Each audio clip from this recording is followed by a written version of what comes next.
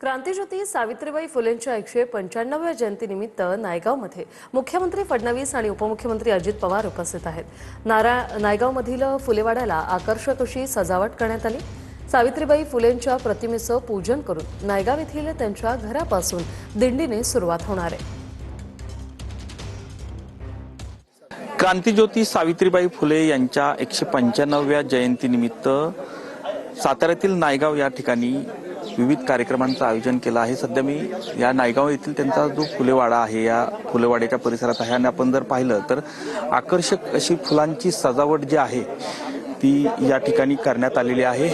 एकूणच सांगायचं झालं तर आज या सावित्रीबाई फुले यांच्या जयंतीनिमित्त मुख्यमंत्री देवेंद्र फडणवीस, उपमुख्यमंत्री अजित पवार हे देखील या ठिकाणी उपस्थित राहणार आहेत आणि आज भव्य असं कार्यक्रमांचं नियोजन जे आहे ते या ठिकाणी आपल्याला आज केलेलं पाहायला मिळतंय। कॅमेरामन सुशांतसह संतोष नारोडे, TV9 मराठी, नायगाव।